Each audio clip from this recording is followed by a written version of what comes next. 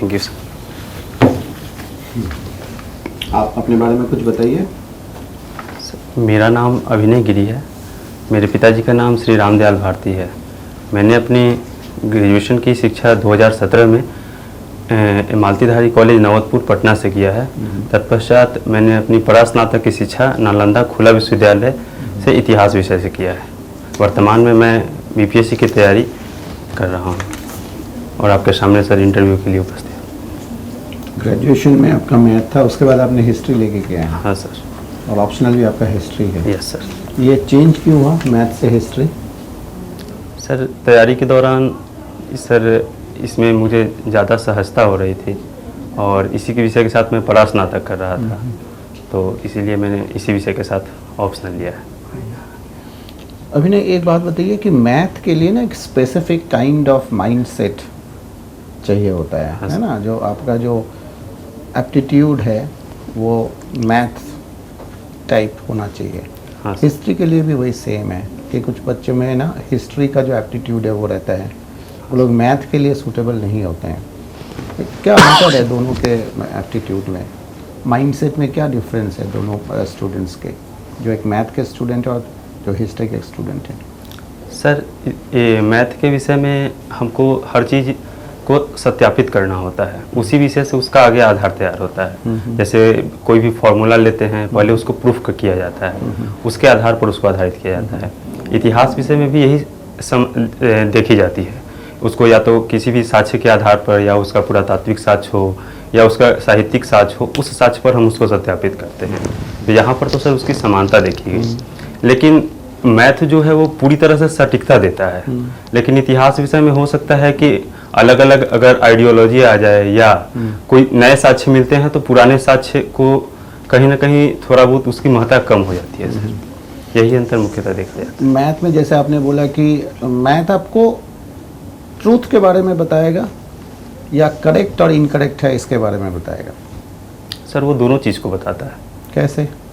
Sir जैसे कोई भी हमको बिल्डिंग ही बनाना है तो सर उसका हमको एंगल लेना पड़ेगा। तो अगर एग्जैक्ट एंगल नहीं लेंगे तो उसका बेस अच्छा नहीं होगा, और बेस अच्छा नहीं होगा तो सर आगे जो उसका जो भी चीज़ किया जाएगा वो हो सकता है कि वो मतलब अपने पूर्ण रूप में ना हो पाए।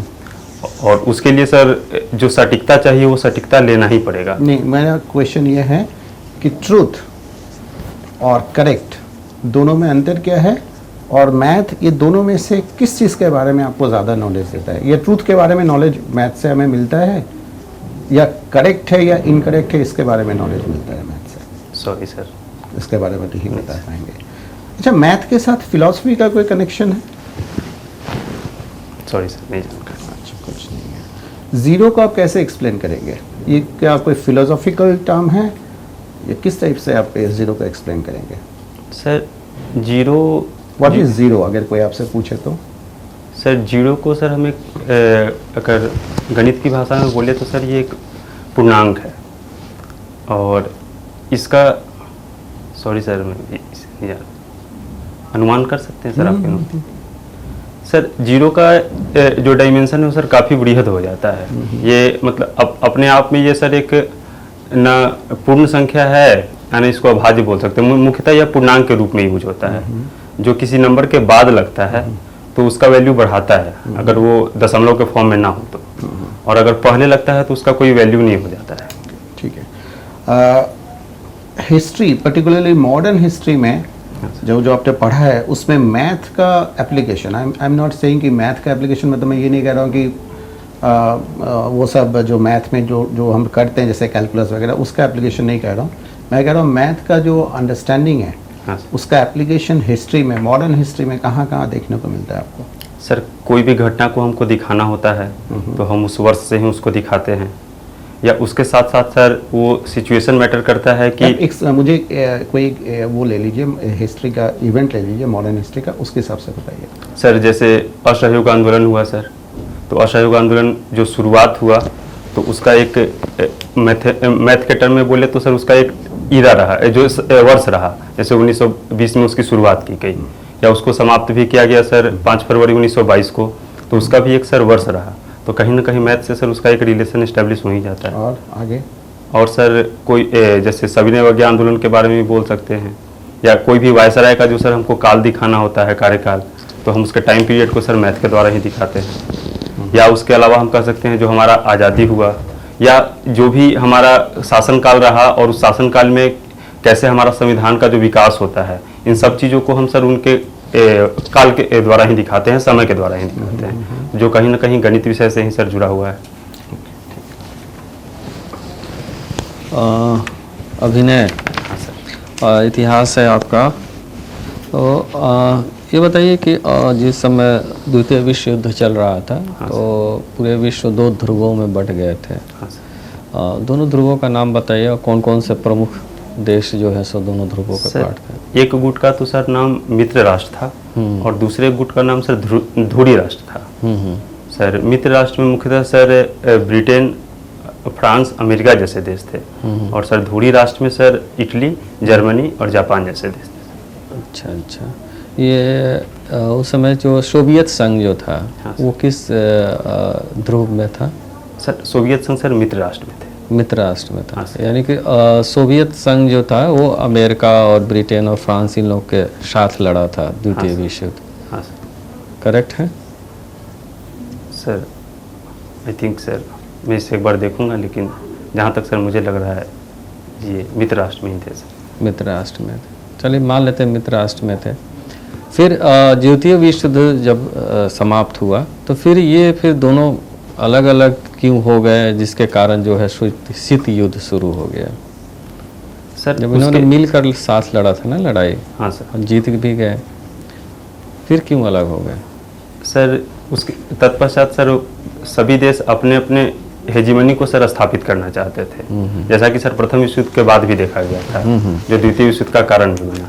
वही स्थिति सर द्वितीय विश्व युद्ध के बाद भी हुआ, लेकिन सर अमेरिका की स्थिति मजबूत हो गई, तो उस कारण से क्यों करना? तो दोनों तो साथ ही मित्र थे ना, मित्र जो राष्ट्र थे उन्हीं के पार्ट थे, तो फिर क्यों वो एक दूसरे से जो आप बता रहे हैं हेगेमनी दिखाना शुरू क्यों कर दिया? क्योंकि सर किसी भी देश का सबसे पहले अपना हित होता है सर, और अपने हित को सभी देश प्राथमिकता देते हैं। अच्छा, उसी प्राथमिकता के आधार पर सर वो 2 गुटों में बट गए।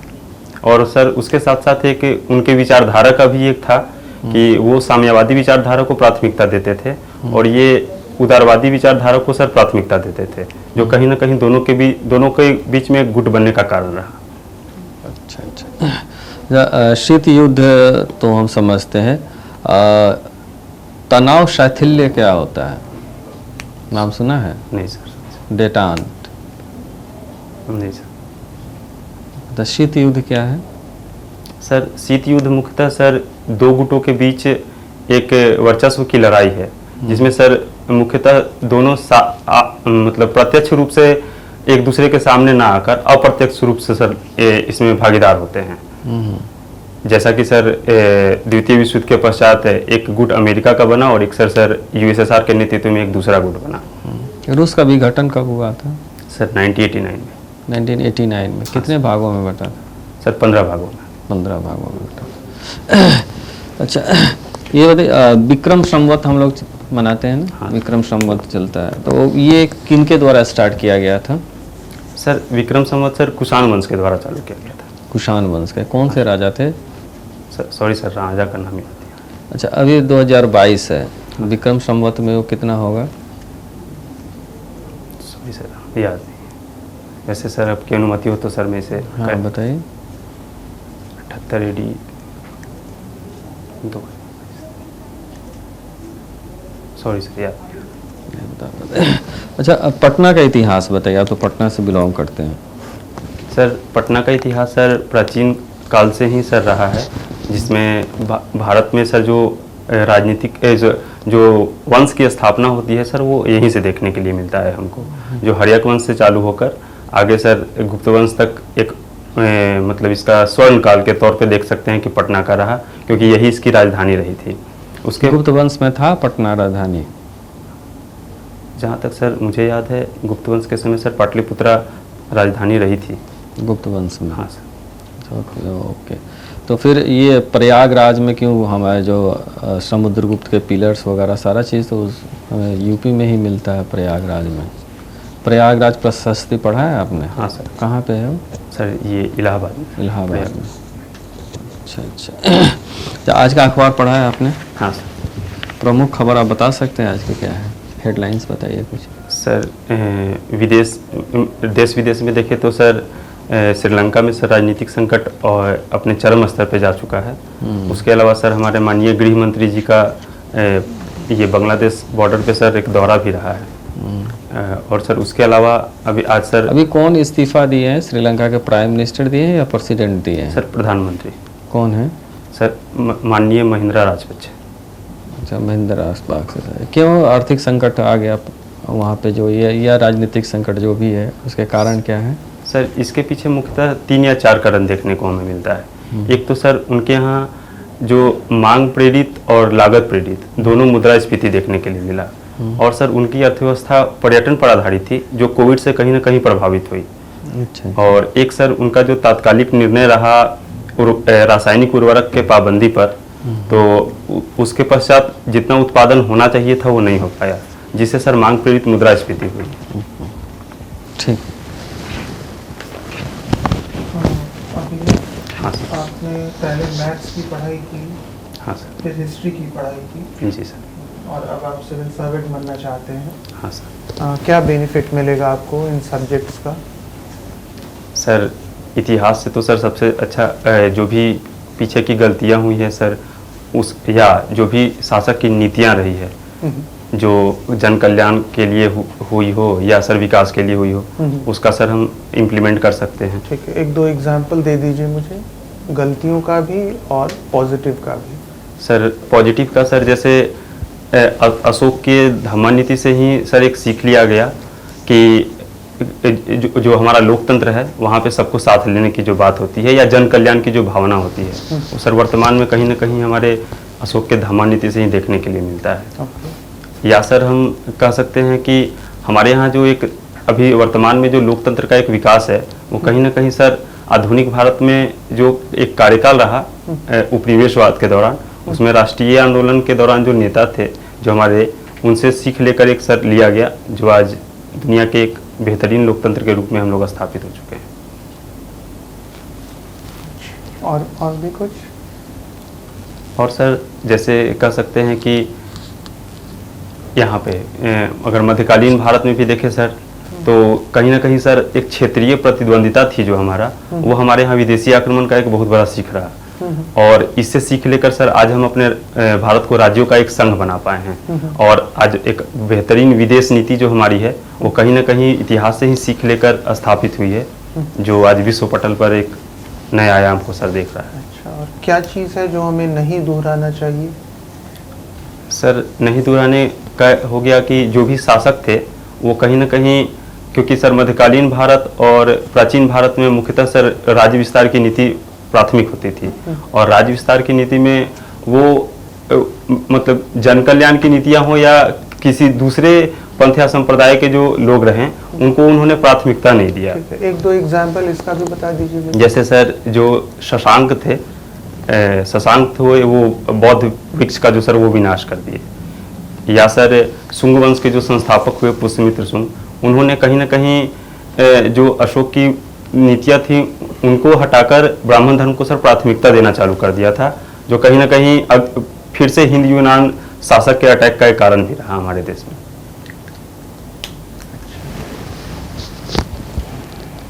ठीक है, वॉरशॉ पैक्ट क्या है? सर वॉरशॉ पैक्ट सर जहाँ तक सर मैं याद कर पा रहा हूँ, ये सोवियत संघ का सर एक संगठन था, और जिसके लिए उन्होंने एक सर याद नहीं। अच्छा, यूएसएसआर के डिसइंटीग्रेशन के बाद जो स्टेट्स बने उनको किस नाम से बुलाते हैं?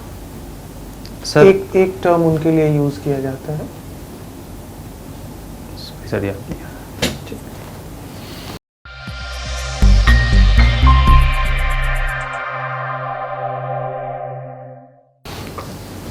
अभिनय, हाँ सर। कैसा लगा आपको? हाँ सर। चलेगा। इससे पहले आपने इंटरव्यू दिया? No sir. बीपीएससी में? No sir. यूपीएससी भी आपने एक बार हाँ सर। प्रीलिम्स क्रैक किया आपने? No sir. See, our assessment is you are good. Thank You you, are sir. good. Your body language, fluency, Hindi, pitch, tone सब ठीक है.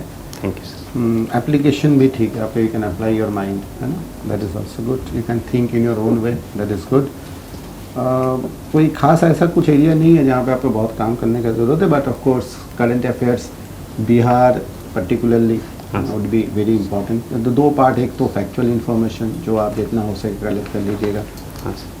इकोनॉमिक्स से रिलेटेड, एजुकेशन, हेल्थ वगैरह जो भी है, हाँ. एंड जो भी रिसेंट जो इश्यूज जो इन्वॉल्व है रिलेटेड टू बिहार हाँ सर.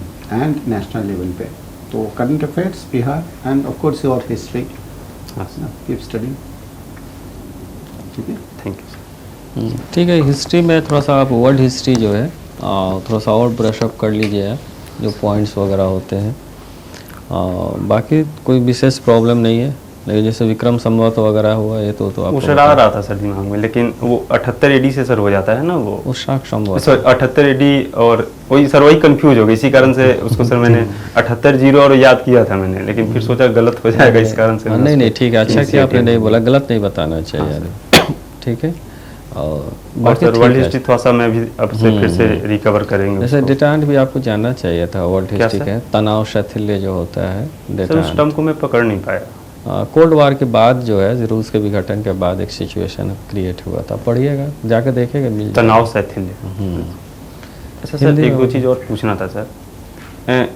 सर एक तो सर हॉबी सर मेरा साइकिलिंग है, तो उसका तो सर मैंने सारा पहलू तैयार कर लिया है जो भी है. क्या तैयारी किया आपने उसमें? जैसे सर एक तो सर अगर पूछा जाए कि साइकिल से आप क्या, साइकिल चलाते हैं तो आप उससे क्या सीखे, तो सर उसका मैंने पर्टिकुलर पहिया से या करियर से, या सीट जो है वो स्थायी होने का सीख देता है, पहिया आगे बढ़ने की बात करता है, हैंडल हमको मतलब ये कंट्रोल करने की बात करता है, या उसके अलावा जो साइकिलिस्ट हो गए हमारे देश के, या ओलंपिक में सर भी एक खेल हाँ, होता है, हाँ, उन सारे पहलुओं को मैंने तैयार किया है. ठीक. या हब एंड स्पोक मॉडल पे वो सर काम करता है. साइंस हो गया घर्षण गति ये वाला.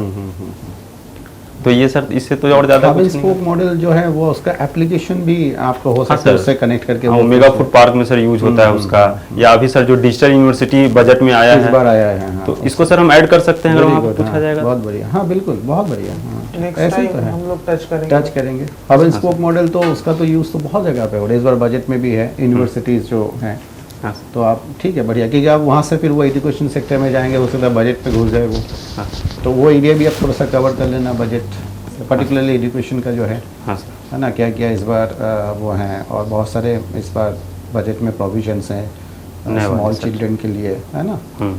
तो ठीक है. और सर ये ग्रेजुएशन वाला जो सर मेरा मैथ है, तो इसमें तो सर वहाँ मुख्यतः जो प्रैक्टिकल अप्रोच है वही पूछा जाएगा, या सर जो अभी हम जवाब दिए, जो आप पूछे वो सर ठीक था. हाँ मैं कह रहा हूँ, ये ज़्यादा इंपॉर्टेंट है रादर देन आपका फार्मूला याद है नहीं है, वो सब उतना इंपॉर्टेंट नहीं होता है. ठीक, हम लोग भूल ही जाते हैं, सभी लोग भूल जाते हैं, है ना, बट एप्लीकेशन जो है वही काम का है, वो जो आपका जो मैथमेटिकल जो अंडरस्टैंडिंग है हाँ सर. वही यूज़ होता है एडमिनिस्ट्रेशन में. और सर ये ईयर गैप मेरा जो हो रहा है, 2019 में सर मेरा मास्टर्स हो गया था, और अभी सर 2022 चल रहा है, तो इस ईयर गैप को सर फिलअप करना क्या होगा. फिलअप करना है? फैक्ट तो फैक्ट है, फैक्ट तो फैक्ट ही है ना, फैक्ट ही बताएंगे, प्रिपरेशन कर रहा हूँ. एक्चुअली सर मैं अभी पढ़ाता भी हूँ, हाँ, तो लेकिन मैं उस पहलू को नहीं जोड़ रहा हूँ कि अगर उसमें थोड़ा बहुत वो टीचिंग वाले में कोई चले जाएंगे, तो जैसे सर एक मॉक मैंने पिछले बार दिया था कहीं, तो वहाँ सर पूछ दिए वो कि अच्छा आप पढ़ाते हैं जिस क्लास के बच्चा को, उसका बुक का नाम बताइए, तो सर अब वो इस तरह के पहलू से सर बचने के लिए वो बोलना ठीक रहेगा, या देखिए ऐसे बात नहीं है, मतलब ये दो तरीके से हम सोच सकते हैं. एक तो है कि इवेसिव एटीट्यूड कि आप अपने आप को बचाने का कोशिश कर रहे हैं, दूसरा ये कि इंटरव्यू को एक डायरेक्शन में ले जाना, हाँ सर. कि आपके स्ट्रेंथ पे इंटरव्यू होगा. वो डिपेंड करता है कि आपका बैकग्राउंड प्रिपरेशन है या नहीं है. हाँ सर. अगर आपका बैकग्राउंड प्रिपरेशन है तो इंटरव्यू आप ही के स्ट्रेंथ पे होगा, फिर आप ही इंटरव्यू को गाइड करेंगे कि इस डायरेक्शन में ही क्वेश्चन पूछो भाई. हाँ सर. भाई इट्स एन आर्ट है ना, तो हाँ. ये भी स्ट्रेंथ है.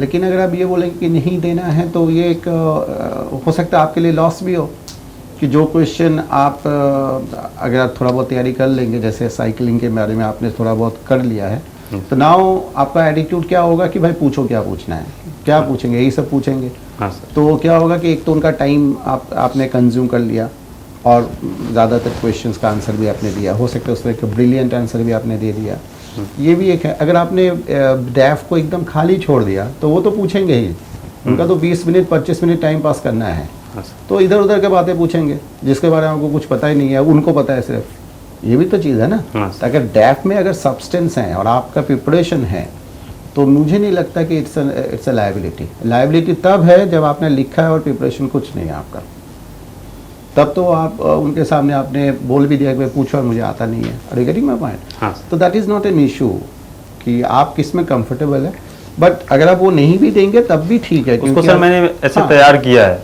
जैसे सर कुछ क्वेश्चन खुद से, क्योंकि पढ़ाते हैं तो आइडिया भी है सर, तो पूछेंगे बच्चा को आप कैसे पढ़ाते हैं, तो हम सर मतलब देखे कि मेन दिक्कत तो ये है ना, कनेक्टिविटी नहीं हो पाता है, तो उसको सर हम बोलते हैं कि हम उसको कनेक्ट कर पाते हैं जो मेनली बेस हो गया उनका उससे। जैसे सर मान लेते हैं साइंस ही पढ़ाना है हमको, तो उनको सब्लिमेशन पढ़ाना है या कोई भी चीज़ पढ़ाना है, तो घर के एग्जाम्पल से समझाया जाए तो बच्चा अच्छे से समझ में आता है ठीक है। इन सब चीज़। और सर एक पोस्ट प्रीफरेंस वाला चीज़ हमको समझ में नहीं आता।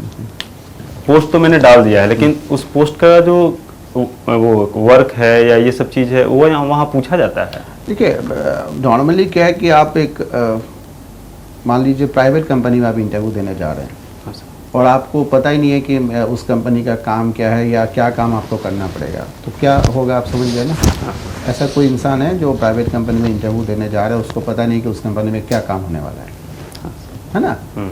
वो फॉर्मूला आप इसमें फिट कीजिए। मान लो आपने बोला कि ये जो आपने लिखा है टैक्स डिपार्टमेंट लिखा है ना, और आपको पता ही नहीं कि इस डिपार्टमेंट में होता क्या है। एटलीस्ट एक जनरल सा आइडिया, एक responsible citizen of a country के हिसाब से अगर आप देखें कि एक आप बोल रहे कि मैं सिविल सर्विस में जाना चाहता हूँ और आपको बिल्कुल ही नहीं पता कि उस डिपार्टमेंट में क्या काम होता है, तो बहुत ही मतलब अजीब सा एक सिचुएशन नहीं होगा हाँ। कि आपने दुनिया भर के क्वेश्चन का जवाब दे दिया, लेकिन जो सिंपल सा क्वेश्चन है कि भाई आप इस डिपार्टमेंट में आना चाहते हैं, यहाँ पे काम किया है, उसको टैक्स आपने लिख दिया है, तो टैक्स के बारे में हो सकता है पूछ ही ले वो लोग। बेसिक तो सर तैयार बेसिक है। से पूछेंगे, वो उस डिपार्टमेंट के टेक्निकलिटीज थोड़ी पूछेंगे, नहीं हाँ वो सब तो एक्सपेक्ट भी नहीं करेंगे, आप बताएंगे। बट जैसे आप बोले कि टैक्स, तो tax what is tax, tax में मान लो जीएसटी क्या है हाँ सर। है ना। बेसिकली आपका प्रिपेयर्डनेस, अब ऐसा नहीं है कि आपको ईच एंड एवरी सर्विसेज का हिसाब किताब रखना पड़ेगा आपको। एटलीस्ट ऊपर ऊपर के जो आपने दिया है उसका मीनिंग क्या है ना, हाँ, थोड़ा बहुत स्टडी रहेगा तो बेटर है। वो तो सर मैं यूट्यूब से सर उसको तैयार हाँ, कर जैसे वो फर्स्ट प्रेफरेंस आपने बोला है कि भाई स्टेट CTO वाला है, हाँ हाँ, CTO का, तो उसमें टैक्स क्या है, टैक्स के कितने टाइप्स हैं, गवर्नमेंट का जो आर्टिकल्स वगैरह है उसको। बस basics। और सर स्माइल था सर फेस पे। हाँ। एक्चुअली सर मैं पीछे वाले मॉक में भी बहुत सीरियस हो गया था, लेकिन आज मैं कोशिश किया हूँ। बनावटी सर हमको मतलब पर्सनली ऐसा लगता है ना कि जब मैं स्माइल करता हूँ तो वो बनावटी लगता है, हमको पर्सनली ये चीज़ फील होता है और इसीलिए मैं थोड़ा सा वो हो जाता है। लेकिन आज तो मैंने कोशिश किया था तो देखिए बिना सब्सटेंस का स्माइल ना उनको भी मज़ा नहीं आएगा, बोला आता कुछ नहीं है स्माइल कर रहा है, आप समझ गए ना। आप सब्सटेंस पे जोर दें, आप फ्री रहें, है ना, बहुत ज़्यादा प्रेशर नहीं होना चाहिए, टेंशन नहीं होना चाहिए, बट ऐसा भी नहीं कि टू कीप ऑन स्माइलिंग। अगर आप टेंशन फ्री हैं that is equivalent to smile. अगर टेंशन फील्ड है तो फिर वो स्माइल भी नहीं रहेगा, जितना मर्जी आप कोशिश करके देख लीजिए, है ना। और वो टेंशन फ्री तभी हो पाएंगे आप जब आपका प्रिपरेशन, बैकग्राउंड प्रिपरेशन ज़्यादा अच्छा है। इट्स नॉट कि आप क्वेश्चन वहाँ पे क्या आ रहा है, यह है कि आपका बॉडी लैंग्वेज जब आप तैयार होते हैं ना, तो आपके बॉडी लैंग्वेज एक पॉजिटिव एक वाइब्स आना होता है ना, तो वो हो जाएगा। ठीक है sir, thank you. Thank you.